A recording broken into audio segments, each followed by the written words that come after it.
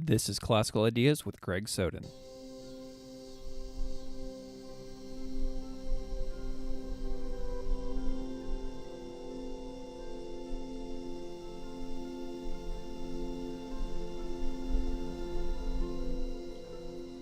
Welcome to Classical Ideas. This is Greg Soden. The ways in which religious leaders from different traditions interact with each other changes with each passing year. Alliances are formed, relationships improve or stumble, projects are planned and implemented. Diplomacy and collaboration between faith leaders is on full display in current events if you look for it. For example, Pope Francis recently became the first pope to visit the Arabian Peninsula in a historic visit to build deeper relationships with regional Muslim leaders and signed what was called a document on human fraternity. I wanted to discuss the topic of interreligious diplomacy, so I called on a scholar who studies such current events and relationships closely. My guest today is Dr. Melanie Barbato. Dr. Barbato researches the mechanisms and strategies of interreligious communication with a focus on high-level actors in cultural diplomacy, such as the Pope and his visit. She is a post-doctoral researcher at the University of Münster in Germany and is in partnership with the Oxford Center for Hindu Studies in the UK. She is currently developing a project on Hindu-Christian dialogue. She is also a scholar of Jainism and is the author of Jain Approaches to Plurality, Identity as Dialogue, published by Brill in 2017. In this conversation, we discuss current events, the Pontifical Council for Interreligious Dialogue, Jain practice, and her book. This was a conversation that was a ton of fun for me. We had an energizing discussion, and I hope you love my chat with Dr. Melanie Barbato.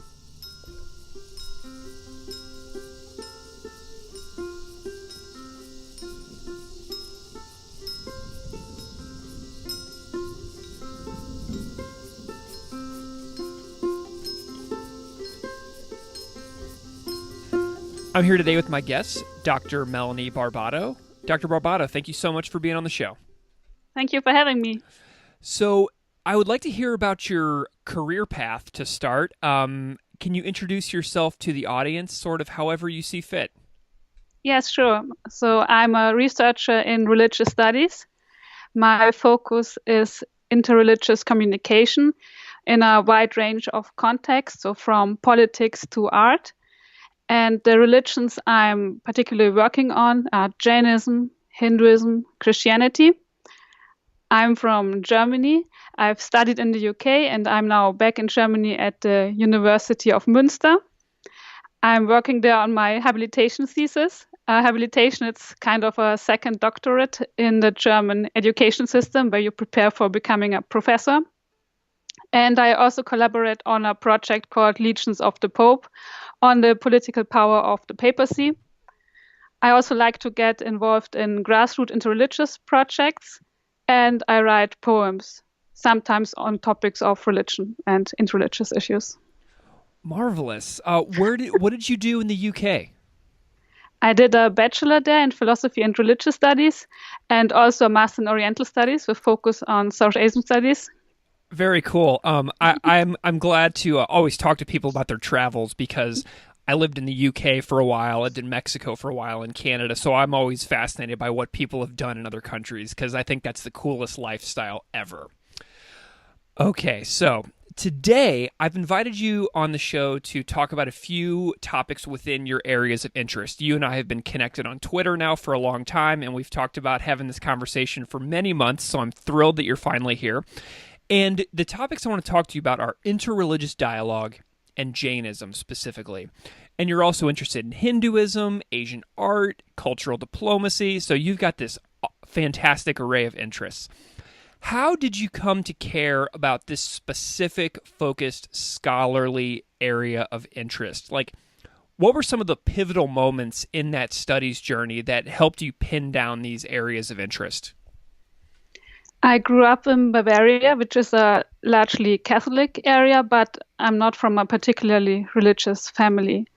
But as a child, I had a friend from Japan, a friend from England, and I also had a Jewish friend.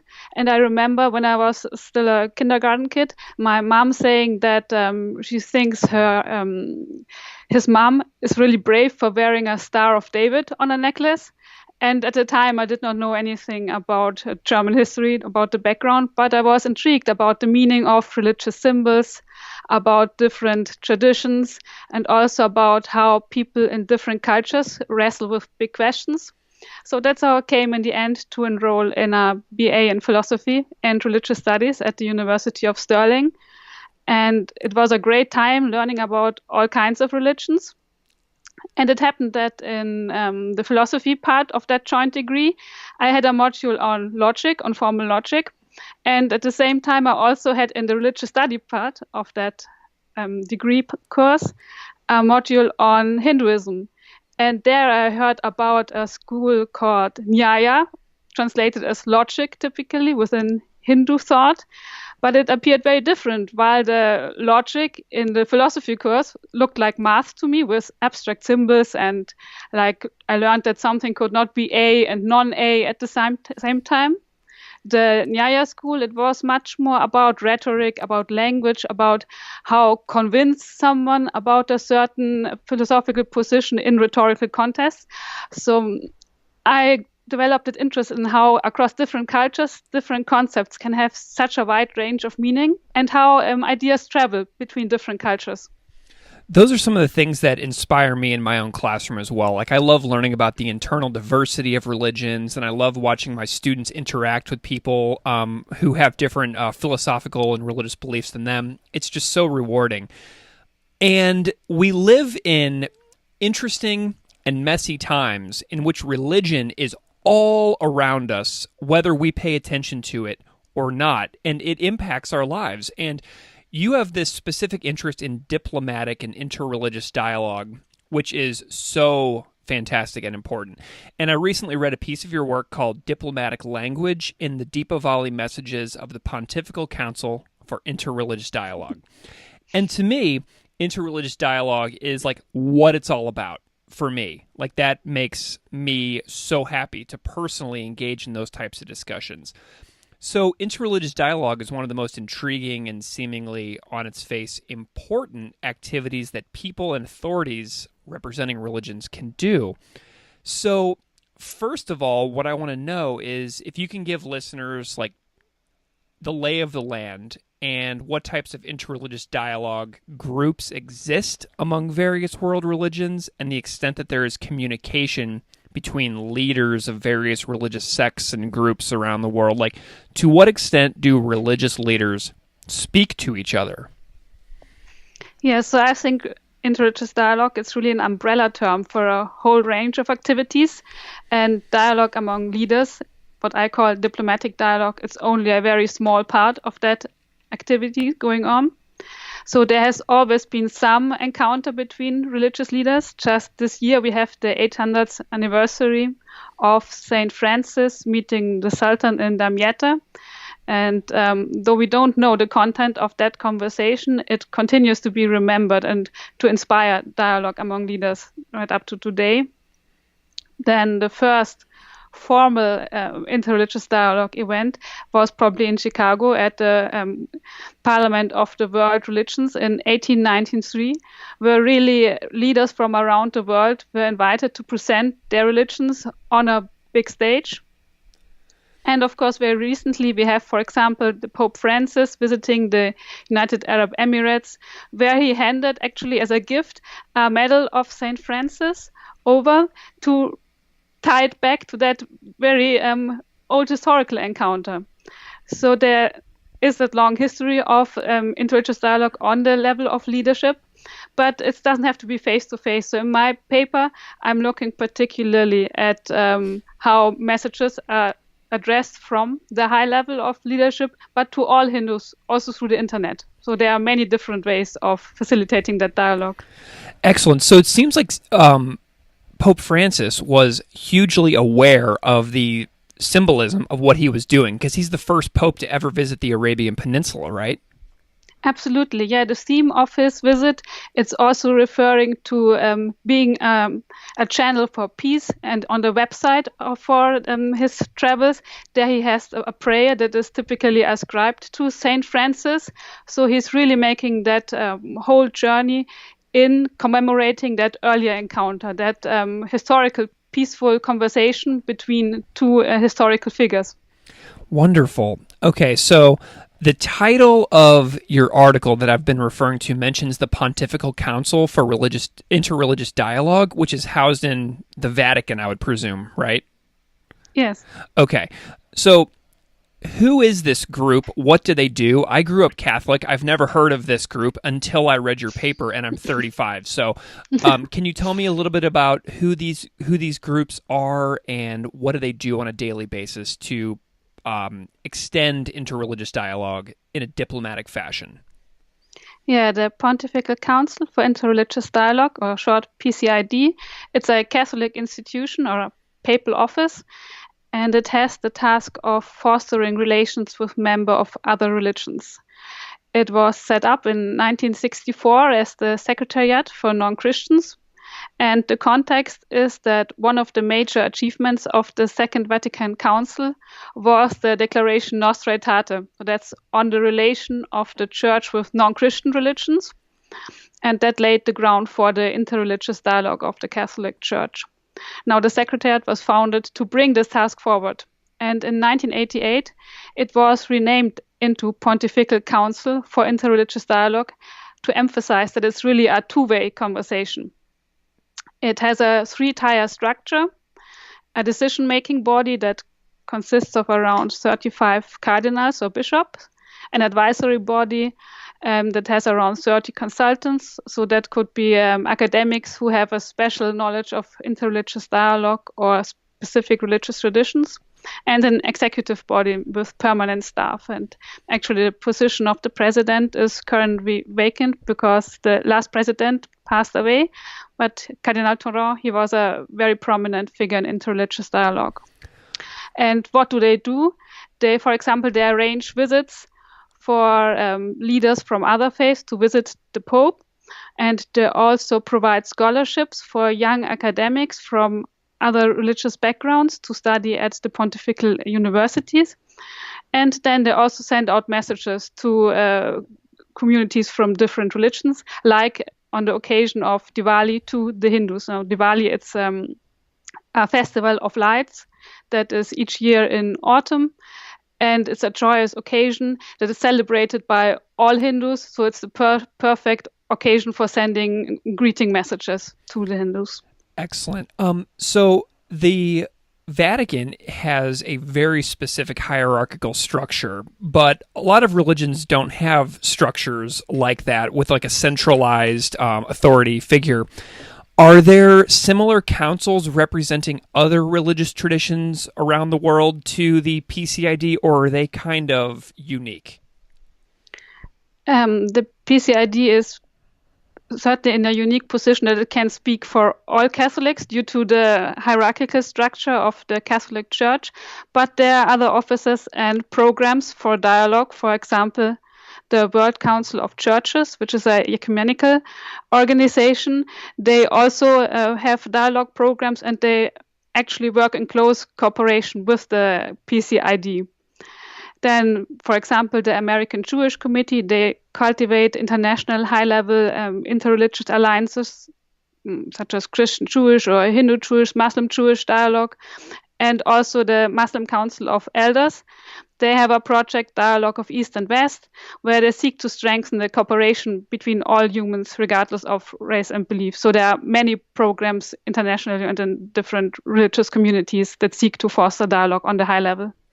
I'm curious in your research if you found anything about the effectiveness of these groups. Like, do they do anything besides, like, you know, paying lip service to each other and being respectful of other belief systems? Or do they engage in any kind of, like, activism together where they're actually making concrete changes in the world? Like, what are some of their notable achievements in collaboration? Whether their work is meaningful, I think it really depends on what you would define as meaningful. In the article, I'm arguing that this form of dialogue, it's best understood as a form of diplomacy, very much in the type like heads of states tend to hold a New Year's speech. And is that meaningful? Yes, I think it is, because it's about setting out good relationships. And within that space that is opened up by that diplomatic dialogue, then other forms of activism can take place. But the diplomatic dialogue that I'm looking at, it's not so much about concrete implementation of any achievements, but it's more like maybe sending a Christmas card regularly to an acquaintance. And it's not so much what you write into that card. It's that the fact that you send it. And it's also maybe wouldn't be good to really try to think about something really inventive to write into that card, but because that might astonish the recipient. But it's more like a form of gift exchange that has actually been interpreted by some scholars. So then when you have these good relations that are established on that level, there can be other more practical things to follow. For example, on the high level again, the International Conference on Population and Development in 1994, there the Vatican appealed to leaders of all religions, and particularly to Muslim leaders, for backing of a traditional sexual morality, which the Catholic Church perceived to be under attack at that specific event. And then I would also say that talk is not always cheap. So the joint declaration of the Pope and the Grand Imam of the Al-Azhar, that's now been signed as part of the visit to the Arabian Peninsula. I think it's really path-breaking and a strong commitment. If you look at some of the things that are written in there, it's touching on some thorny issues like calling for full citizenship, freedom of religion, political rights for women, condemnation of terrorism, forced displacement, and also the call for the protection of places of worship, like as a religious duty. I think these are important things to raise these issues and to have them in the public sphere. How was the Pope's visit received in the UAE? Did you happen to see any stories about how he was received when he went? The United Arab Emirates, they have now this year a year of tolerance. So there's some have said like a public relations attempt to open up or to improve the image on issues like religious freedom. There have been some critical voices who say this is just on the surface, but then there has also been very positive voices who say that this meeting happening between representatives of different religions, that's really a historical moment, and especially for the migrant workers who are in the United Arab Emirates, they see a real hope in that encounter taking place. So there are always critical voices, especially on that type of dialogue taking place. Many people say it's just surface, it's not real dialogue, but I think it's a first step and it's a hopeful sign, and many people shared that perception. So that hopeful perception and that first step is obviously like a launching point into the future. So as a scholar who studies these types of events and trends around the world, what do you see some future projects being of interreligious diplomacy between different faith leaders around the world? Like, what do you see them trying to do in the future? I think all communities worldwide, they encounter growing diversity. So that's really the big thing, that there is now a real awareness that we are living in a small and diverse world, and that this diversity has to be made sense of and also to be regulated in some forms. And also that there is no one actor that can dominate that diversity. So I think that the one thing that is really the growing tendency is the understanding of the importance of interreligious dialogue, so that more and more communities really participate in that and want to be part of shaping the future. If a listener wants to know some good sources or books or anything that they should look for on interreligious dialogue, what are some things that you would recommend for people who want to know more about this topic? there's the companion to Interreligious Dialogue, the Wiley-Blackwell companion. That would be a good resource. But then I also recommend going directly to the websites of the different organizations to see what these communities say in their own words. Excellent. So I kind of want to springboard off of that from interreligion diplomacy to another area of your research focus, which is another piece that you wrote that you sent me called Jain Approaches to Religious Plurality. And you also have a whole book out in 2017 from Brill on the same topic called Jain Approaches to Plurality. So just a quick aside, because this is something that I think is an interesting question. What is the difference between pluralism and plurality? I think that's an interesting question. Okay, the way I define these terms, because different people use them differently, is I use plurality as the fact that there are diverse positions or many different religions. So there's, diversity in the world. So that's a neutral statement as that. And pluralism, I really see as one of three options that someone can take to the salvific value of a religion. So someone could say that there is only one religious tradition that leads to the highest good, say to heaven or to liberation, and that would be an exclusivist position. Then there would be the position that someone says there's only one that is the highest fulfillment of that salvific value, but there are others that have some value in that. So that would be an inclusivist position. And then there's pluralism, which would be the view that at least two religions can lead to the highest good. So that's the distinction I draw. Okay, cool. That's a really important thing. And so I didn't know that, so I appreciate learning that from you just now.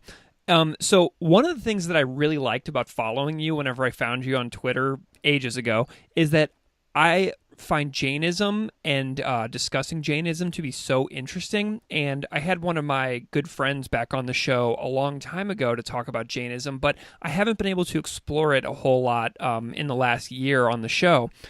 And so I'm really glad that we can talk about it for a few minutes. Can you tell me what initially drew you to Jainism? What was it about Jainism that made you know that you had to follow it as a student? When I learned about Indian logic as an undergraduate, I also came across the notion that there was a seven-valued logic. So I thought, well, not only A or non-A, but actually seven possibilities. And I decided to look deeper into that. And then I found that there are many different interpretations of that Jain logic or Anekantavada, but actually that's not like a form of mysticism, but that it's a whole set of philosophies, and I wanted to get into that. And it's only from that more philosophical viewpoint that I developed an interest in Jainism as a religion. So can you summarize how Jains generally view religious plurality, given that they are, for the most part, a tiny minority religious group in a country of around 1 billion people? How do they see themselves in a religious plurality sense? Generally, they're very open to learn from others and also to discuss. So what I found is that they, when you bring up some topic, they're immediately seeking to engage and looking also how can Jainism maybe contribute something to the discussion and how can we develop some common ideas here. They also take great pride in that attitude. So one Jain said to me that Jains are soft-hearted people. And many modern texts also talk about Jain tolerance. The historical context is more complicated, but that's how Jains present themselves as a religion that places so much value on tolerance.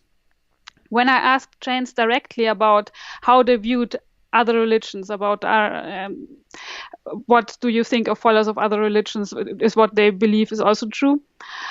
There were two positions. The one was that really different religious ideas, they're like two sides of a coin. One person believes that, another person believes something different, but they're both equally true or equally real. And the other view that I encountered was that the other person might not be right in their view, but that because we're all limited in our knowledge, we should still be respectful to them and try to have a civil and friendly conversation. So Jains don't have a problem generally, I think, with being a minority. There is the view in Jainism also that in the long cosmic cycles that characterize our world, Jainism gets forgotten time and again and is rediscovered. So being a minority religion right now, that's just how things are. But there are some practical problems. For example, some Hindus want to claim Jainism as part of Hinduism, and that's something most Jains strongly object to. So I met, for example, Barbato. He was a Jain scholar and social activist, and he petitioned the Supreme Court in India for the recognition of Jainism as a religious minority status. But that's more a social issue, not one that is tied to the religion. So many listeners will likely know a little bit about Jainism, but there are some characteristics, some identity characteristics of Jainism that you lay out really nicely in the article, and those are Anekantavada and Ahimsa. Can you give a brief overview of each of those terms, just so everybody's on the same page for terminology? Okay, about Anekantavada, by modern Jains, it's often interpreted as being open to discussion in different contexts. And I've called that identity about being rooted in one's identity, but being open to all forms of discussion, a dialogical identity. So Anekantavada, it means non-one-sidedness. And at the most basic level, it means that Jains hold that every object possesses an infinite number of properties. So every perspective on that object will be limited because we can only grasp through our senses a limited number of aspects at one time. And also every sentence that we say will express only one perspective, and there would be many other perspectives that would be just as true. So one part of Jain philosophy says that we should actually, in every statement we make, include the particles yat. So that would be from a certain perspective. So whatever I say, I should at least keep in mind, I say that from a certain perspective. The soul is eternal from a certain perspective. The soul is not eternal from a certain perspective. And in practice, that really leads to a nuanced perception and articulation of things. Even though this whole philosophical background, it's not always there when talking to Jains, I think that's something that can really be sensed in conversations, that's the cultural background here. Then non-violence, ahimsa, that's means non-harming, but it's not just not doing anything, but it's really from a position of strength. And that's where I really like the story of Bahubali. Can I tell it? Sure. Yeah, okay.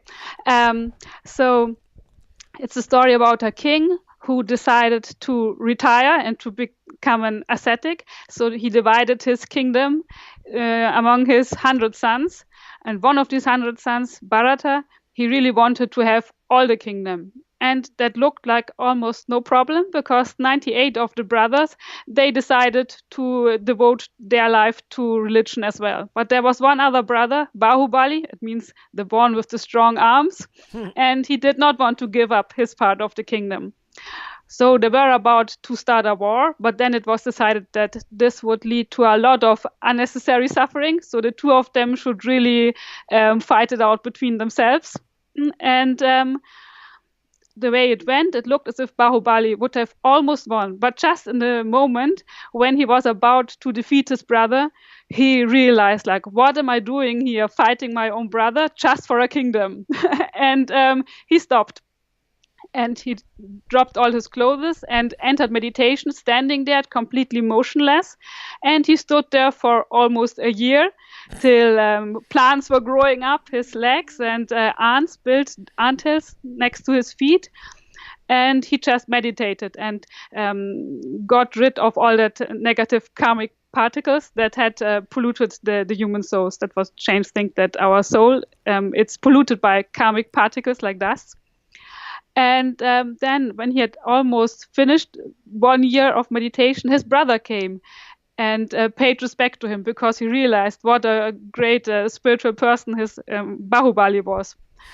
And at that moment, Bahubali was so relieved and so happy to see his brother, because he had always felt bad about that conflict with his brother, that last bit of karmic pollution went off his soul, and he became an omniscient, which is the goal of Jainism, like the highest achievement. So I think that's really a beautiful story about how we are interconnected, but also about how not fighting can be the best solution for all, or the best option for all. I've got a lot of thoughts about Anakantivada and Ahimsa here. Do you, as a person who lives in an advanced Western democracy, do you think about Anakantivada and non-one-sidedness when you walk around in your town? Yes, I do, because there's so much one-sidedness going on in media depictions of issues, or even when we meet on Twitter and you see what people position there. I often think it's better to reflect on what would the person on the other side say. And for example, in Jainism, one of the symbols, it's a palm, and on that palm it's written Ahimsa. So I think it would be good to stick that palm, which says stop, before you do something on the computer screen, because so often it would be better to stop and choose the non-violent approach. Yeah, I mean, I think about this a lot as well, especially since I was reading your article. You have a passage in the article that says, Jainism is simultaneously characterized by a great respect for knowledge and the ideal of outright humility. From this follows a certain reluctance to condemn other positions as outright wrong. Rather, non-Jain positions tend to be described as limited, and as most limited are perceived those that aggressively claim to hold the absolute truth. In the competition of different religions and worldviews, the Jain strategy is to point out that many of them have understood part of reality, but at the price of denying other equally valid descriptions of reality. Now, the other day I was talking to a guy who did an adaptation of the Tao Te Ching for Shambhala named Sean Michael Wilson, who's a Scottish graphic novelist. And there's a page in the book where it shows a scientist saying that she doesn't know the answer, and she was talking to a journalist. And the journalist was like, well, aren't you concerned? And she's like, well, no, this provides me a new avenue of exploration. So she's excited by the uncertainty. But the journalist craved the scientist to be certain. And I mean, everything about our world today is everybody feels like they're right, and how they are the only ones who can solve our problems, how outsiders are terrible, how every story is fake. So right now, I struggle with a lot of this, and I feel like this article about Jainism shows that things can be a little different. And I'm glad that you see parallels in your society as well, because it makes me feel like I'm not alone. Do you think, have you spoken to any Jains who live in near you or around you that are using Anakantivada to think about our modern society? In Germany, there are hardly any Jains. I tried to find some community, but not so. But I've been to India, and I spoke to many Jains there, and also I've been to the UK and did some visits there. So yes, the Anakantivada is used today, and also Ahimsa. It's very much applied in daily life. And I think what is important to remember, both Anakantivada and Ahimsa, is that the social aspect, it comes second, because very much traditionally Jainism started out as a renouncers religion. So the social healing only comes after the individual healing. So the main outlook is on cleaning the soul, because the fundamental categories in Jainism, it's soul and non-soul. And actually, it's sort of quite literally that the soul is immaterial, but all this material dust sticks to the soul. And violence is the worst kind of attracting this karmic pollution to the soul. So it's really about not killing for oneself, or not harming any living being for oneself. And that is going into every aspect of life. So, for example, on the diet, it's best to eat a fruit that has fallen from the tree without plucking the fruit even. And obviously it's the worst form if you cut off a branch just to eat an apple. So it goes through all aspects of Jain life. And then about how it makes a difference in concrete forms in society. I think that Jainism probably had the strongest impact in the world through Gandhi, because Gandhi was very much influenced by Jain thoughts of ahimsa. And through him, many other activists have been inspired in the world. So on a personal level, but also on a social or political level, there have been some impact of Anekantavada and ahimsa. My students love talking about Jain ethics, Anekantavada, and ahimsa, and I've made them in the past read an essay and a podcast episode by Peter Adamson, who does the History of Philosophy podcast, and he's at LMU in Munich. Have you ever come across him? Yes, I think he gave the speech at my doctoral ceremony. He was brilliant and very entertaining, yes. Yes, he is fantastic. Okay, so Peter's work has always led to energized conversations about ahimsa in my classroom and vegetarianism in particular. Being from the middle of the United States, vegetarianism is something that a lot of the students are interested in, but it's very, very minimally practiced. Your essay says that Jains might be willing to identify non-Jain vegetarians as Jains. Did I read that right? Yes. That's obviously not an official doctrine, but it's a position that I came across almost literally several times. And also when I was in India and spoke to Jains, no one took an issue with me being Christian, but almost everybody wanted to know about my diet. So I felt that that's the way that Jains figure out what kind of person they're talking to. And it's more important than formal affiliation to some form of religion. And also when I spoke to some people and asked, what is Jainism for you? Some would say leading a vegetarian life. And that does not mean that this is all that is to Jainism. Of course, it's not true, but it's really the solid foundation. And also, when I ask them, so Anekantavada means there's some truth in many different positions. Is there also a way in which meat eating is okay? And there they would always say, no, it's not. So that's really the foundation of Jain identity.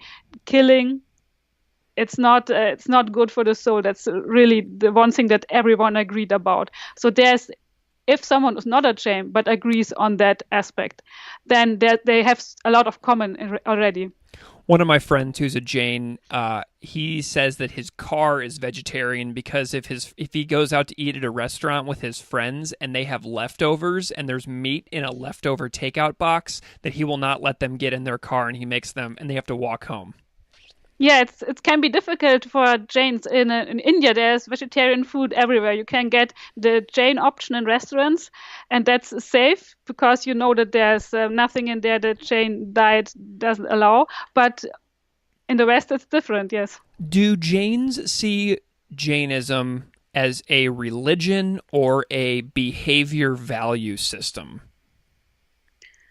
Some Jains are very critical of the term Jainism because they don't want to be part of any ism, which they see as limiting and restricting, and also the notion that ideologies defense in communities, and then that can lead to conflict. So one lecturer of Jainology I spoke to, he said, my religion is not Jainism, my religion is ahimsa. And that really, in writing my thesis and the book, it really presented a challenge on how to talk about Jainism, because even, is it a religion? Is it a philosophy? What terms do I use? Do I always say philosophy and religion? For something like Anekantavada or ahimsa, it has philosophical and religious implications. Some writers, they will use Sanskrit terms to avoid that, but then I'm trying to translate something for an audience that is Western, so I don't think that's the perfect solution either. And it's very difficult to solve, but I think that Anekantavada here also can help to say that, yes, Jainism is in some perspective a religion. It is in some perspective a philosophy, and it may be in some perspective something that defies these categories. So here, I think also for academics, Anekantavada would be a good starting point for looking at any subject. I absolutely love that. I think that's so fascinating and cool. So in your work, what are some goals or future research that you have within Jainism, interreligious diplomacy, Hinduism? Like, where are you headed as an academic in your career future? With regard to Jainism, something that I would really like to look at is the actual interreligious work that Jains are doing, because there have been cases where Jains have worked as peacemakers to mediate in religious conflict. And I would like to look at these historical instances.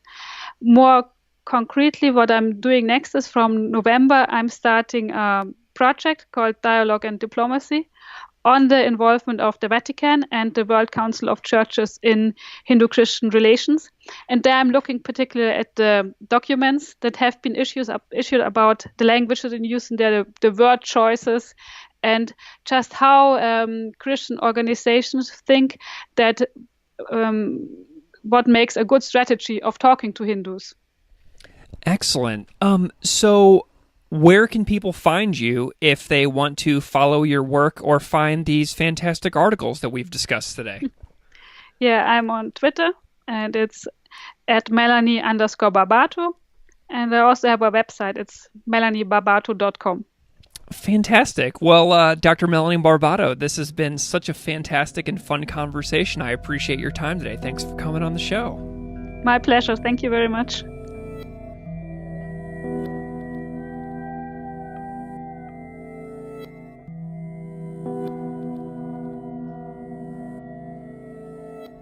Classical Ideas is produced by me, Greg Soden. Music on Classical Ideas is composed and performed by Derek Strybig. You can find his music at www.wearewarmmusic.com. If you like this show, please rate it on iTunes, Stitcher, or wherever you get your podcasts. You can email me at classicalideas@outlook.com or find me on Patreon at patreon.com/classicalideaspodcast. Thanks so much for listening.